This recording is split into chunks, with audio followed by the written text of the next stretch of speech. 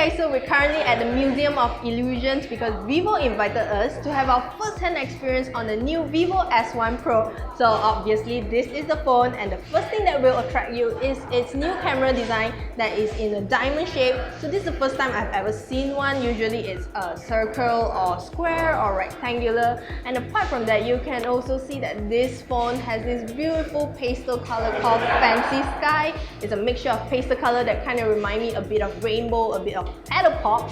But if you don't like this color, there's also one called Night Black. It's a sleek black glossy finish. I really like that too. Now moving on to the display, the Vivo S1 Pro has a 6.38 Super AMOLED display. So you can see the display here is really similar to the Vivo S1, and it also has a notch right here which houses the 32 megapixel selfie camera. And on the bottom you can see that there is a USB-C charging port, and if you're looking for the audio jack, it's right up here. Now the Vivo S1 Pro is powered by Snapdragon 665 chipset paired with 8GB of RAM and 128GB of storage, but if you want to expand it, you could up to 256GB of storage. And other than that, it ships with FunTouch OS 9.2, which means that this phone actually has a dark mode that can be controlled through the control center. Apart from that, it has a 4500 mAh battery, so you're guaranteed to have a very long-lasting battery life. Plus, it supports dual-engine fast charging, so you can guarantee that your phone can charge quickly within 2 hours.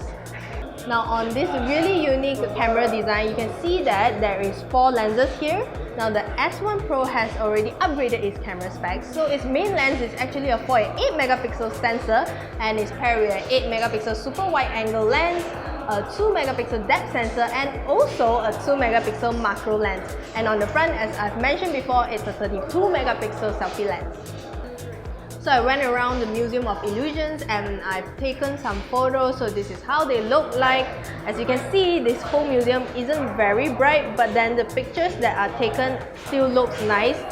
It also has the super wide angle camera which really captures a wider field of view, and it gets a little bit darker but the sharpness is still there. And as with the macro lens, you can see that I've taken this text Museum of Illusions. I really zoom in because this text is really tiny and it captures it perfectly. You can even see the ink spreading out from the word itself. And as usual, I'm very impressed with the 32 megapixel selfie lens on the Vivo S1 Pro because my selfies look flawless, the colors are nice, and it has a feature that was recently in the V17 Pro called Postmaster. So I can just use that feature to think of poses instead of having to think of them myself. So that's it for our first-hand experience on the new Vivo S1 Pro. It will be launching on December 3rd, so only then will we know the price. If you like this video, give it a thumbs up. Don't forget to subscribe to our channel KLGadgetTV, and I'll see you in the next one. Bye!